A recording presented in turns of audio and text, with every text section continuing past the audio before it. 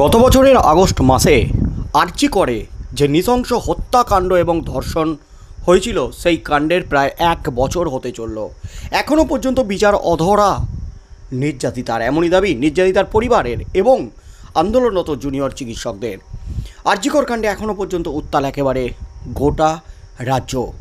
আরজিকর কাণ্ডের পরপরই গোটা রাজ্য জুড়ে আন্দোলনে ঝড় উঠে গিয়েছিল। বিক্ষোভ আন্দোলন, মহিলাদের রাত দখল থেকে শুরু করে একাধিক কর্মসূচিতে নাভিশ্বাস উঠেছিল রাজ্যের। ঠিক সেই মুহূর্তে কলকাতা পুলিশের হাতে গ্রেপ্তার হয়েছিলেন সঞ্জয় রায়, আরজিকর কাণ্ডের মেন অভিযুক্ত হিসাবে। তারপর হাইকোর্টের নির্দেশে তদন্ত হওয়ার যায় সিবিআইয়ের হাতে। সিবিআই তদন্ত চালাচ্ছে। এখনও পর্যন্ত সঞ্জয় রায় ছাড়াও আর কাউকে গ্রেপ্তার করতে পারেনি। যেখানে নির্যাতিতার পরিবারের দাবি, আরজিকর খুন এবং ধর্ষণ কাণ্ডে একজন নয়, আরও একাধিকজন জড়িয়ে আছে। কারণ যেভাবে খুন বা ধর্ষণ করা হয়েছে সেটা একজনের পক্ষে ওই সময়ের মধ্যে কখনোই সম্ভব নয়। বিভিন্ন মহলের যখন এই দাবি আর এই মামলা যখন চলছে একাধিক আদালতে, ঠিক সেই মুহূর্তে এবারে আরজিকর কাণ্ডে একেবারে হাইকোর্টে জমা পড়ল বিস্ফোরক রিপোর্ট। সঞ্জয় রায় নয়, তার সাথে সাথে আরও একজন ছিল। সঞ্জয় রায়ের সাথে যিনি তিলোত্তমার শরীরে স্পর্শ করেছিলেন। এই মুহূর্তের একেবারে চাঞ্চল্যকর খবর। রিপোর্ট জমা পড়ল কলকাতা হাইকোর্টে বিচারপতি তীর্থঙ্কর ঘোষের এজলাসে। সুপ্রিম কোর্টের তৎকালীন প্রধান বিচারপতি জাস্টিস খান্নার নির্দেশেই কলকাতা হাইকোর্টে চলছে আরজিকর কাণ্ডের শুনানি। আর সেখানেই কিন্তু জমা পড়ল একেবারে চাঞ্চল্যকর রিপোর্ট, যে রিপোর্টে কিন্তু এই আরজিকর খুন এবং ধর্ষণ কাণ্ডের একেবারে নয়া মোড় চলে এলো। তিলোত্তমাকে খুন এবং ধর্ষণ কাণ্ডে সঞ্জয় রায় একমাত্র শুধু অপরাধী নয়, একমাত্র সাক্ষীও বটে। কারণ সে সেখানে যে উপস্থিত ছিল, খুন ধর্ষণের সময় সে যে ছিল সেটা কিন্তু নিশ্চিত হয়ে গেছে।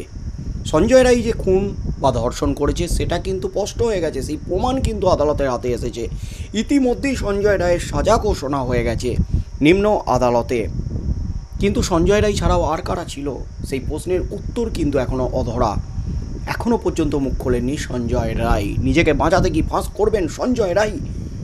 যখন এই দাবি তুলছেন তিলোত্তমার বাবা মা, সঞ্জয় রায় একদিন না একদিন ঠিক মুখ খুলবেন, ঠিক বলবেন তার সাথে আর কারা ছিল, এই ঘটনায় মেন ষড়যন্ত্রকারী, মেন চক্রান্তকারী কারা। ঠিক সেই মুহূর্তে এবার কলকাতা হাইকোর্টের হাতে এলো একেবারে চাঞ্চল্যকর রিপোর্ট, যে রিপোর্টে সঞ্জয় রায়ের সাথে পাকড়াও আরও এক অভিযুক্ত। এই মুহূর্তের সবচেয়ে বড় খবর, রিপোর্ট খুলতেই কিন্তু তোলপাড়, চক্ষু ছানাবড়া বিচারপতির। প্রায় 1 বছর হতে চলল, আদালতে চলছে মামলা, চলছে তদন্ত।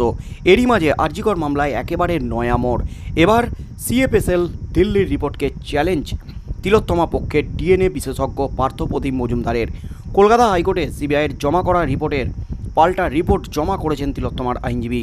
আর তাতেই সামনে হাড়হিম করা তথ্য, যা থেকে তদন্তের মোড় একেবারে ঘুরে যেতে পারে। তিলোত্তমার শরীরে হাত দিয়েছিলেন আরও কেউ, শুধু সঞ্জয় রায় নয়, তিলোত্তমাকে স্পর্শ করেছিলেন আরও অন্য কেউ। এমনই কিন্তু বিস্ফোরক রিপোর্ট এবার প্রকাশ্যে।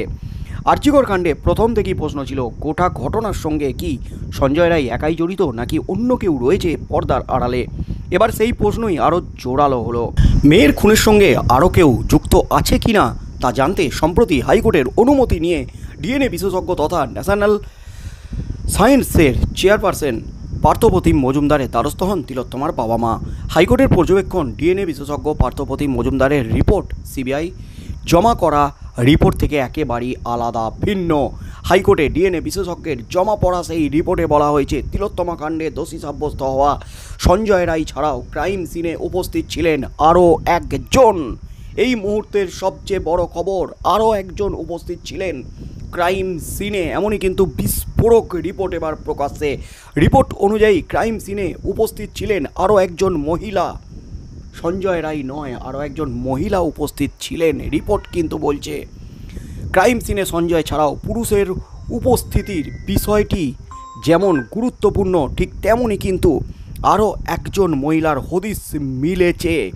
তাহলে কি সত্যি ক্রাইম সিনে একাধিক ব্যক্তির উপস্থিতির হদিস মিলেছে? মামলার পরবর্তী শুনানিতে ডিএনএ বিশেষজ্ঞ পার্থপ্রতিম মজুমদারের মতামত জানতে চেয়েছে কলকাতা হাইকোর্ট। প্রসঙ্গত, প্রথম থেকেই নির্যাতিতার পরিবার তদন্ত নিয়ে অসন্তুষ্ট ছিল। তদন্তে গাফিলতির অভিযোগ তুলে ফের তদন্তের দাবি জানিয়েছিলেন তারা। নির্যাতিতার পরিবারের দাবি ছিল মূল অপরাধী সঞ্জয় রায় ছাড়াও বেশ কয়েকজন সন্দেহজনক তদন্তের আওতায় আনা হোক। একাধিক ব্যক্তির জড়িত থাকার অভিযোগ বারংবার তুলেছিল তারা। তবে সিবিআই তদন্ত নিয়ে প্রথম থেকেই প্রশ্ন তুলে দিয়েছিলেন তিলোত্তমার বাবা মা। সিবিআই তদন্তে গাফিলতি, মেন অভিযুক্তদের আড়াল করার চেষ্টা, এমন একাধিক অভিযোগ ছিল এই তিলোত্তমা কাণ্ডে। আর সেই অভিযোগই কিন্তু পড়ল এবার সিলমোহর।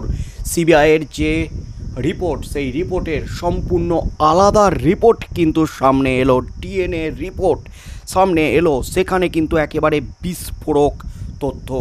আরজিকর কাণ্ডে খুনের রহস্যে ক্রমেই ঘনীভূত হচ্ছে একাধিক তথ্য। সিবিআই কর্তৃক জমা দেওয়া সেন্ট্রাল ফরেন্সিক রিপোর্ট, সেই রিপোর্টকে চ্যালেঞ্জ করে এবার পাল্টা রিপোর্ট পেশ করেছে কলকাতা হাইকোর্টে তিলোত্তমার আইনজীবী ডিএনএ বিশেষজ্ঞ পার্থপ্রতিম মজুমদারের তৈরি করা নতুন রিপোর্টটি সিবিআই রিপোর্টের থেকে ভিন্ন হওয়ায় আবারও প্রশ্ন উঠেছে, তিলোত্তমা খুনে কি এক ব্যক্তি ছিল নাকি একাধিক ব্যক্তি জড়িত ছিল? ঘটনার সূত্রপাত ঘটে যখন হাইকোর্টের অনুমতিক্রমে তিলোত্তমার বাবা মা ডিএনএ বিশেষজ্ঞ তথা ন্যাশনাল সায়েন্স চেয়ার পার্থপ্রতিম মজুমদারের দ্বারস্থ হন। কলকাতা হাইকোর্ট পর্যবেক্ষণ করেছে যে সেই ডিএনএ বিশেষজ্ঞের রিপোর্ট সিবিআইয়ের জমা করা রিপোর্ট থেকে সম্পূর্ণ আলাদা। হাইকোর্টে জমা পড়া রিপোর্টে একের পর এক চাঞ্চল্যকর তথ্য উঠে এসেছে। রিপোর্টে বলা হয়েছে তিলোত্তমা কাণ্ডে দোষী সাব্যস্ত হওয়া সঞ্জয় রায় ছাড়াও ক্রাইম সিনে আরও একজন মহিলা উপস্থিত ছিলেন। সেটা কিন্তু একেবারে স্পষ্ট করা হয়েছে ডিএনএ রিপোর্টে। এমনকি তিলোত্তমার দেহ সঞ্জয় ছাড়াও ওই মহিলা স্পর্শ করেছিলেন একাধিকবার, এমনই কিন্তু রিপোর্ট দিয়েছেন এই বিশেষজ্ঞ।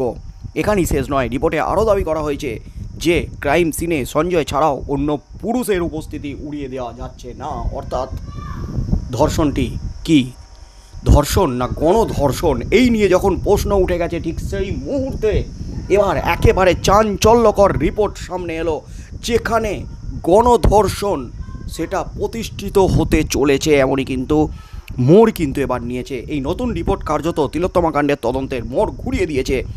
ডিএনএ বিশেষজ্ঞ কি ক্রাইম সিনে একাধিক ব্যক্তির উপস্থিতি থাকার কথাই বলতে চেয়েছেন? এই গুরুত্বপূর্ণ প্রশ্নের উত্তর পেতে কলকাতা হাইকোর্ট পরবর্তী শুনানিতে ডিএনএ বিশেষজ্ঞের মতামত জানতে চেয়েছে। এই নতুন তথ্য সামনে আসার পর আরজিকর কাণ্ডের রহস্য আরও জটিল হয়ে গেল এবং তা তদন্তের নতুন দিগন্ত উন্মোচন করতে পারে বলে মনে করছেন বিশেষজ্ঞরা। অবশেষে কিন্তু একেবারে চাঞ্চল্যকর তথ্য আসতে চলেছে আরজিকর কাণ্ডে, যেখানে যে দাবিটা প্রথম থেকেই উঠছিল সঞ্জয় রায় নয় আরও একাধিকজন উপস্থিত ছিলেন। তাহলে কি সিবিআই তদন্তে সত্যিই গাফিলতি? কারণ সিবিআই আধিকারিক সীমা পাহুজা, যিনি একজন দুঁদে আধিকারিক হিসাবে পরিচিত, যিনি অনেকগুলি এই ধরনের ঘটনা তদন্ত করেছেন সাফল্যের সাথে, কিন্তু বাংলায় এসে আরজিকর কাণ্ডের তদন্তে কেন এত গাফিলতি, সেই প্রশ্নগুলো কিন্তু প্রথম থেকেই উঠেছিল। এমনকি রাজ্যের সাথে যোগ সাজস, অভিযুক্তদের বাঁচানোর চেষ্টা, রাজ্য পুলিশের সাথে যোগ সাজস, হাত মিলিয়ে কাজ করছে সিবিআই আধিকারিক সীমা পাহুজা, এমন অভিযোগও কিন্তু উঠেছিল। এবার যে রিপোর্ট সামনে এলো সেই রিপোর্টে কিন্তু সেই প্রশ্ন আরও জোরালো হচ্ছে। কি হতে চলেছে আগামী দিনে কলকাতা হাইকোর্টে, কি স্পষ্ট হতে চলেছে? সত্যিই কি সঞ্জয় রায় ছাড়াও সেই ক্রাইম সিনে উপস্থিত ছিলেন আরও একাধিকজন? কারা তারা, তাদের পরিচয় সামনে আসে কিনা সেদিকেই চোখ থাকবে গোটা রাজ্যের।